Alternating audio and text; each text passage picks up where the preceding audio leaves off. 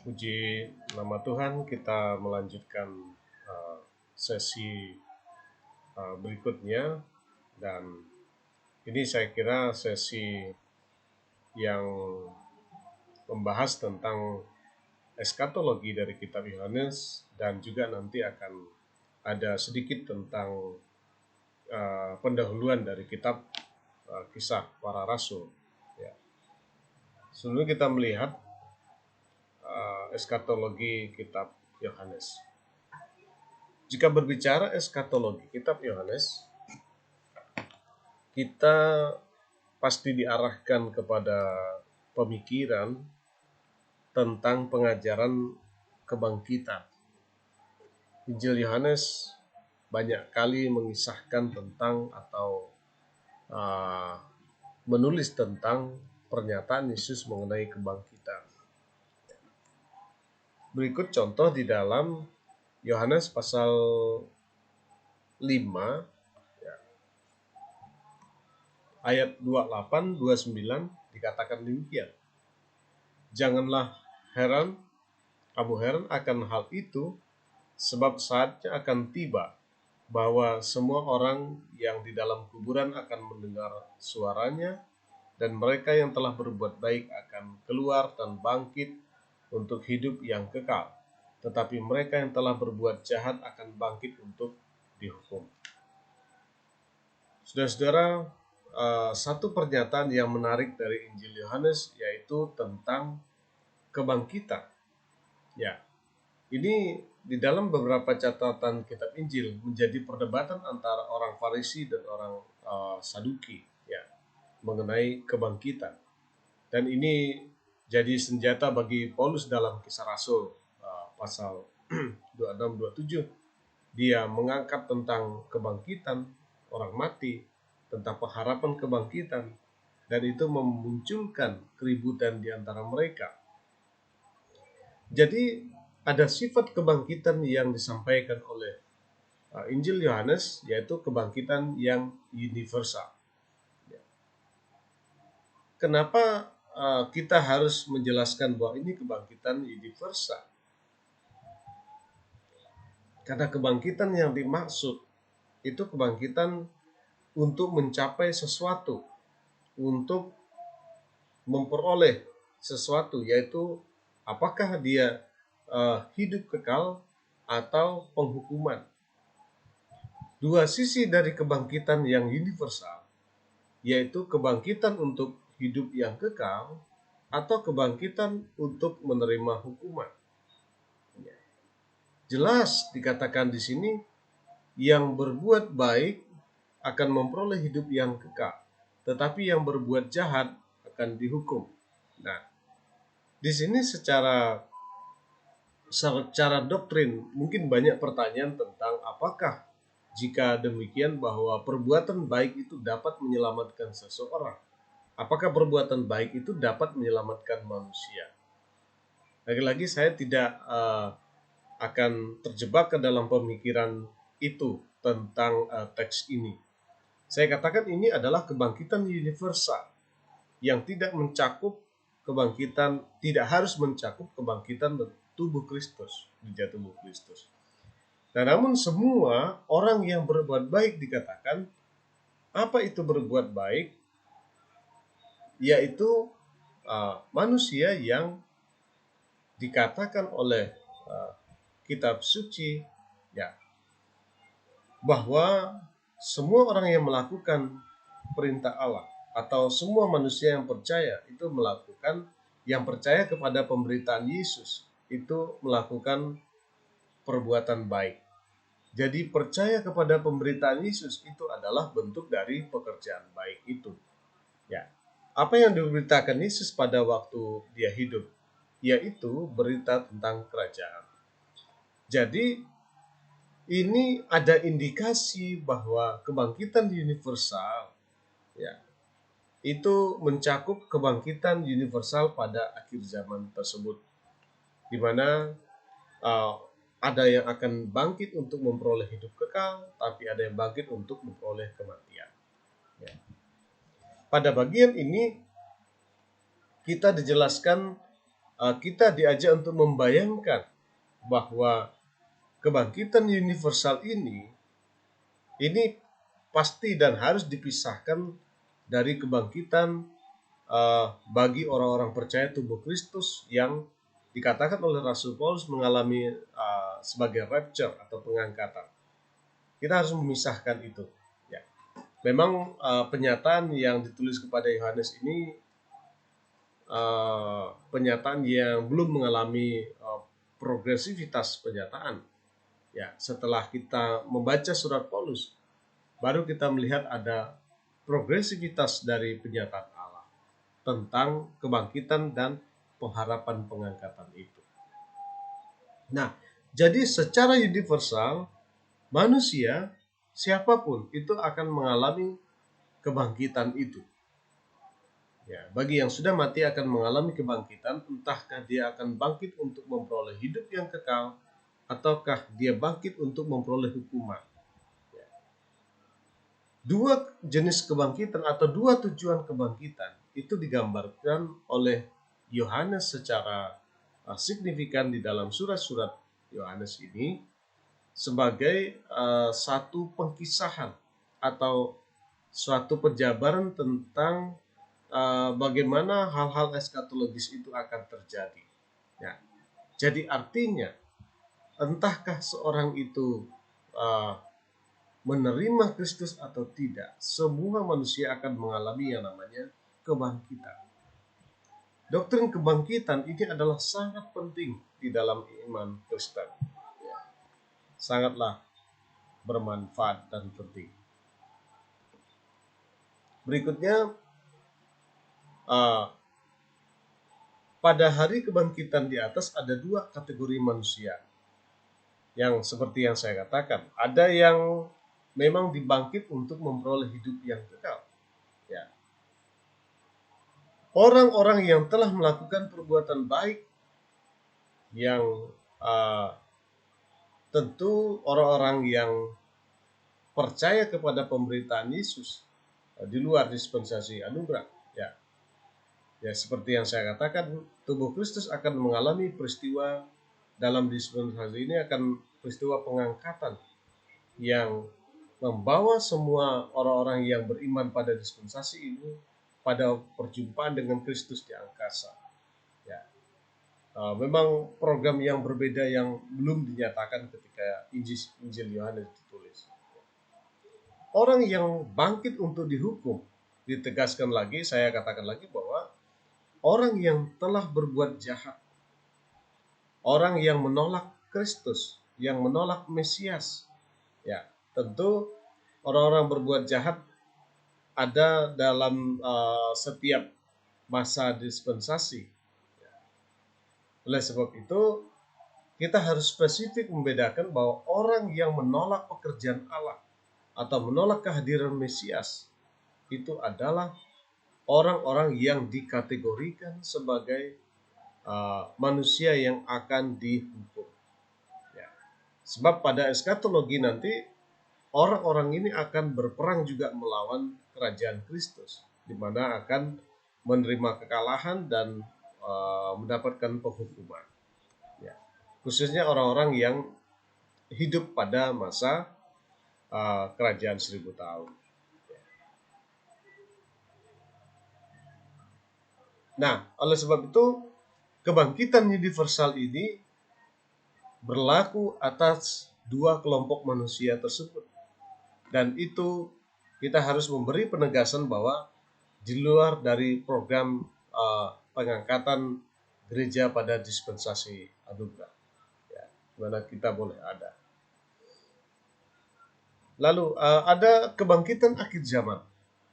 Dalam pasal 6 dikatakan, dan inilah kehendak Dia yang telah mengutus aku, yaitu supaya dari semua yang telah diberikannya kepadaku jangan ada yang hilang, tetapi supaya kubangkitkan pada akhir zaman.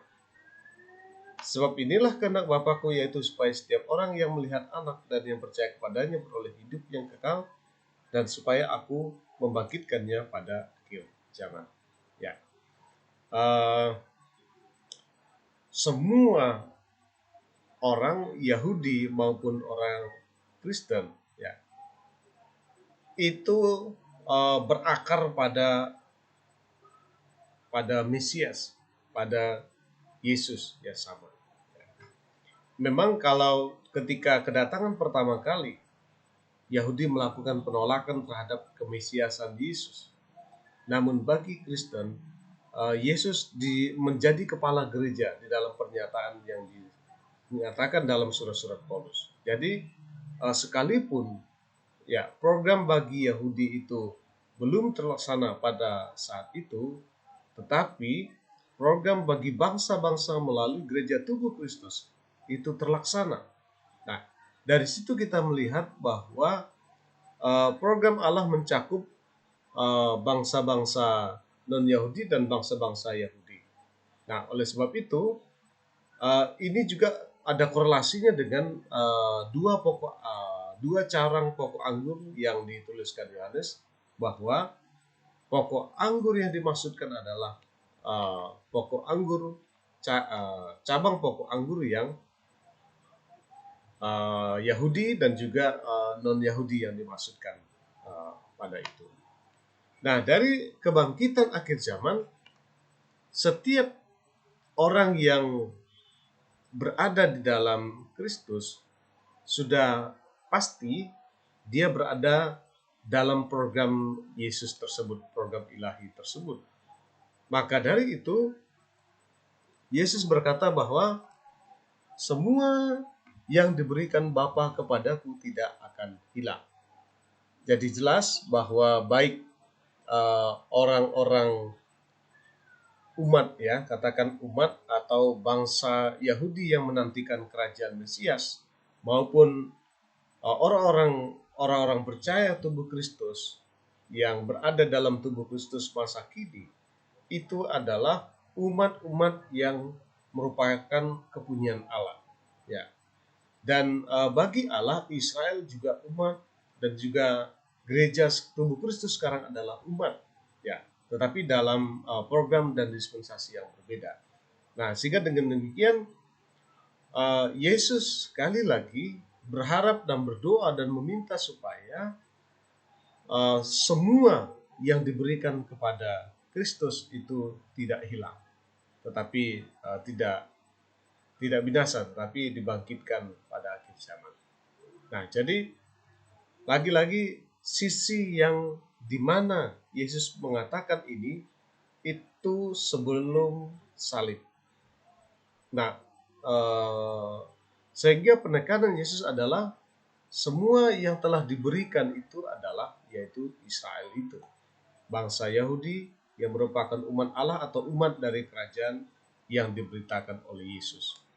Nah, sehingga dari sini kita dapat melihat bahwa ada kebangkitan pada eskatologi yang akan disampaikan oleh Yesus, yaitu tentang umat ini akan dibangkitkan pada akhir zaman, dan jelas mereka akan hidup memerintah bersama Kristus dalam kerajaan 1000 tahun.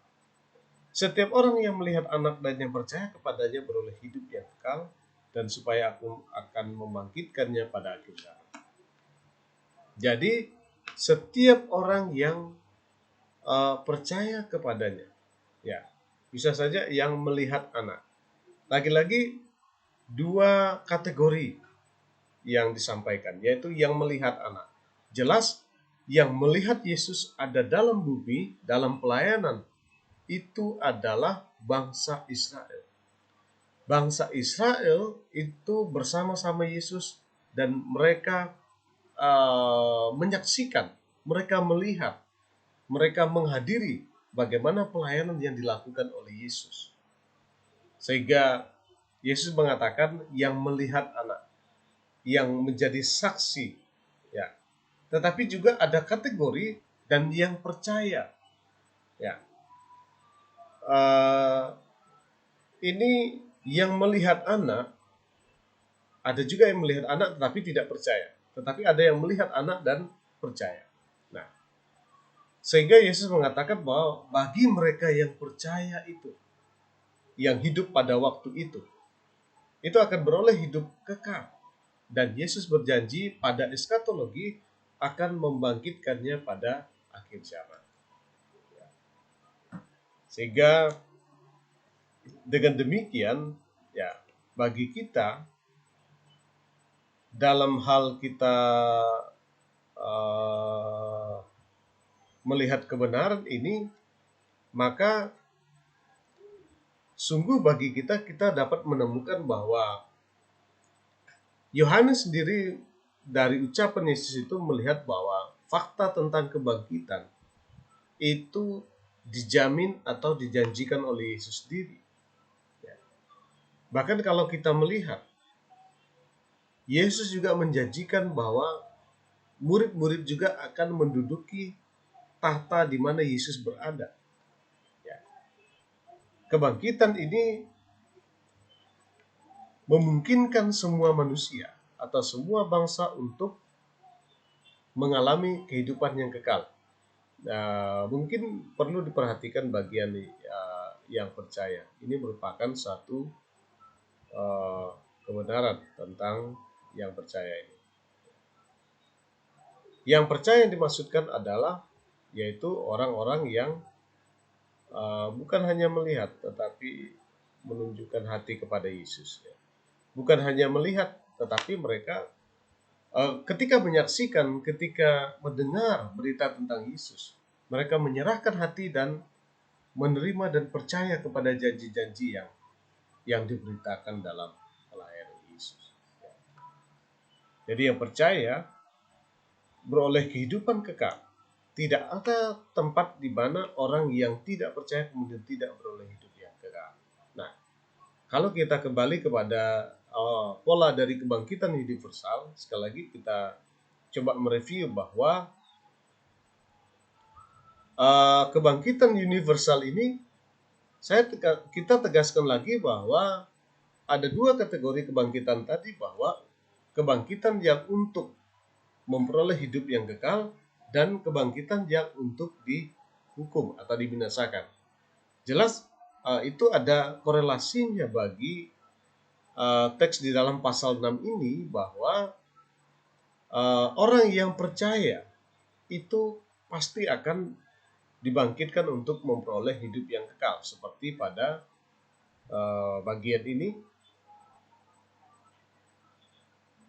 Nah, perhatikan, untuk hidup yang kekal. Dibangkitkan untuk hidup yang kekal.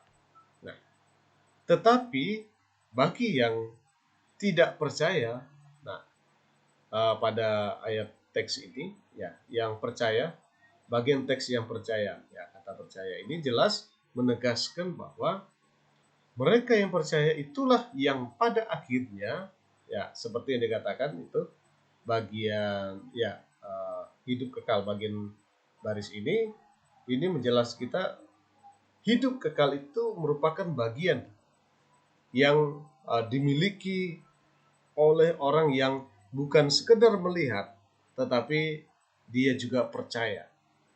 Artinya dia menyerahkan hati untuk menerima dia, untuk mempercayai berita yang disampaikan, berita yang disebarkan baik oleh Yesus sendiri maupun oleh para rasul maupun para murid-murid yang juga membantu Yesus pada waktu itu.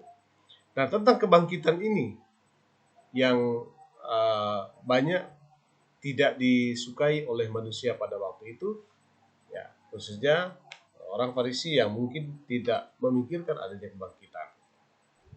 Sehingga kebangkitan ini adalah ajaran yang tidak perlu banyak diajarkan. Memang kalau kita melihat masih diperdebatkan dalam konteks Yudaisme tentang apakah manusia dapat dibangkitkan atau manusia tidak mengalami kebangkitan. Ya. Kalau tidak mengalami kebangkitan, kapan kerajaan 1000 tahun itu kerajaan Mesias itu akan dipenuhi di dalam bangsa Israel? Ya, apa yang kita lihat tentang kebangkitan itu mengajarkan kepada kita bahwa ketika Yesus mengatakan bahwa ada kebangkitan pada akhir zaman, maka kita dituntut untuk mempercayai berita kebangkitan yang disampaikan oleh Yesus. Ya. Kalau kita mengacu kepada ajaran Paulus juga bahwa tentang kebangkitan orang mati, itu adalah suatu peristiwa yang pasti, peristiwa yang tidak bisa tidak dan harus terjadi. Memang akan terjadi pada eskatologi, ya. Sebab saya ulang lagi, ini kehendak Bapa yaitu supaya setiap orang yang melihat Anak dan yang percaya kepada yang beroleh hidup yang kekal, dan supaya aku membangkitkannya pada akhir zaman. Pada bagian ayat lain, teks Yohanes mengatakan, Yesus berkata, akulah kebangkitan dan hidup. Barang siapa percaya kepadaku, ya hidup selamanya, sekalipun walau ia mati mungkin secara fisik, tetapi Yesus akan membangkitkan dia pada akhir zaman. Kebangkitan pada akhir zaman ini merupakan ajaran yang fundamental di dalam Kristen, ajaran yang sangat penting, ajaran yang tidak mungkin kita hilangkan. Oleh sebab itu, baik kebangkitan universal, baik kebangkitan Israel, baik kebangkitan Kristen, ya tubuh Kristus, atau mungkin identik dengan pengangkatan, itu merupakan satu kebenaran yang patut untuk kita terima, ya patut untuk kita jadikan acuan kebenaran bahwa ada kehidupan setelah kematian, ada kebangkitan setelah kematian, ya ada kebangkitan setelah manusia mengalami kematian, atau ada pengangkatan ketika pada rapture nanti bagi manusia, bagi yang percaya. Ya. Yesus menjanjikan bahwa akan membangkitkan pada akhir zaman setiap manusia, ya, khususnya mereka yang mengerjakan pekerjaan Allah selama hidup, selama di bumi. Jelas Yesus tidak akan menyia-nyiakan jerih lelah atau jerih payah orang yang melayani bagi pekerjaan Kristus. Ini sungguh luar biasa kebenaran yang membawa kita kepada pengharapan yang kekal. Nah, bagian selanjutnya adalah kedatangan Kristus kedua kali. Bagian ini merupakan pernyataan yang akurat tentang apa yang dijanjikan oleh Yesus dalam kehidupan di masa yang datang.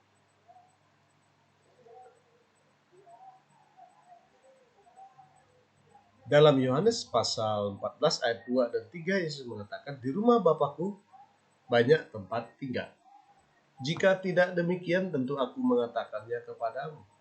Sebab aku pergi ke situ untuk menyediakan tempat bagimu, dan apabila aku telah pergi ke situ dan telah menyediakan tempat bagimu, aku akan datang kembali dan membawa kamu ke tempatku, supaya di tempat di mana aku berada, kamu pun berada.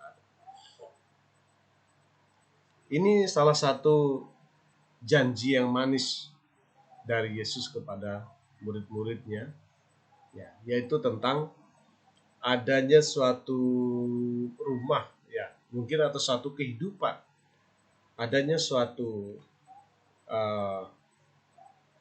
tempat tinggal yang tentu disiapkan untuk masa yang akan datang. Ya.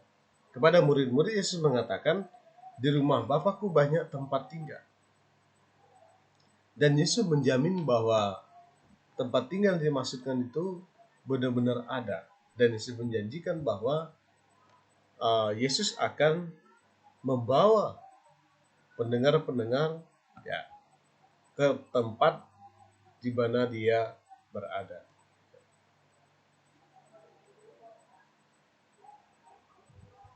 Yohanes 14 membawa kita kepada suatu pengenalan tentang